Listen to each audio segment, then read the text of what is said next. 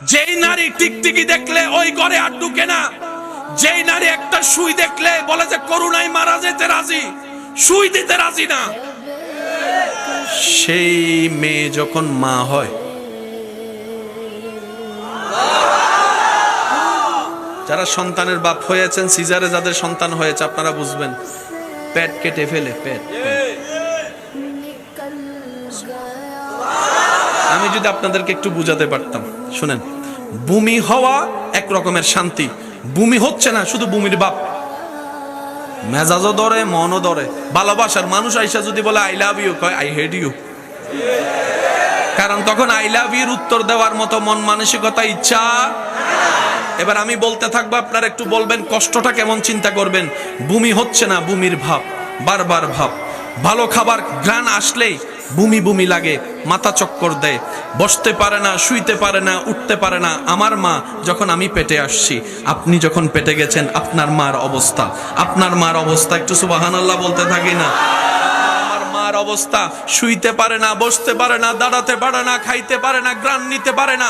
আবার এদিকে সংসারে সব রান্নার কাজ করা লাগছে, কাপড় ধোয়া লাগছে, ঘর মোছা লাগতেছে, পরিষ্কার পরিচ্ছন্ন সব কাজ করা লাগতেছে।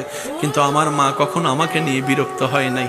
আপনার মা আপনাকে নিয়ে কখনো বিরক্ত বোধ দেখায় নাই, বিরক্ত বোধ দেখায় নাই।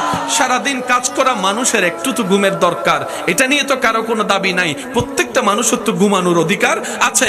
কিন্তু আমরা যখন মায়ের পেটে আসছিলাম, রাতে 2টা-3টা বাজে লাথি মেরে মাকে ঘুম থেকে জাগাইয়ে দিয়েছিলাম।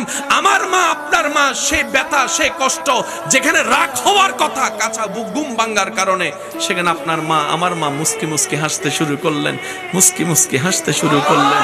এক কেমন জানি এক আনন্দ অনুভব করতে লাগলেন। জগৎ জিজ্ঞেস করে, মারে তুই সারাদিন কাজ করে 12টায় ঘুমাতে গেলি, 2টায় তোর চোখ খুলে গেল বাচ্চা লাথি মেরে, তোর কি একটু রাগ লাগে না? বলে স্বাভাবিক সময় হলে রাখতো, কিন্তু আজকে ব্যথাটাও খুব মজার লাগে, লাথিটাও খুব আনন্দের লাগতেছে, মজা লাগতেছে। আমি খাইতে পারি না, মন ভরে অনেক দিন হয়ে গেল, কিন্তু আমার ক্ষুধা লাগে না, আমার দুর্বলতা লাগে না।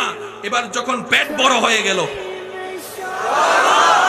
ভালো করে গোসল করতে পারে না, বাথরুম করতে পারে না, হাঁটতে পারে না, শরীর ভার হয়ে গেল।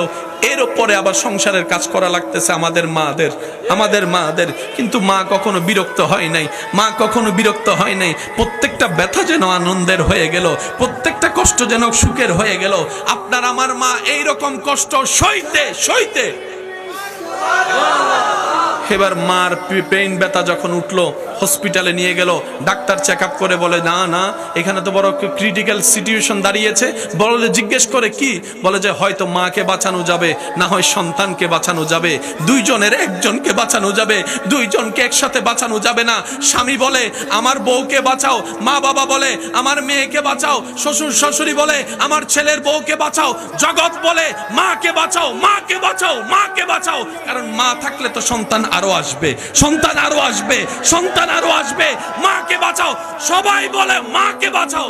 ডাক্তারের মনে একটা ইচ্ছা জাগলো, মাকেও একবার জিজ্ঞেস করি, সে মাটার রায়টা কি, বক্তব্যটা কি। সবাই বলে মাকে বাঁচাও। মাকে যখন জিজ্ঞেস করা হলো, মা বলে যে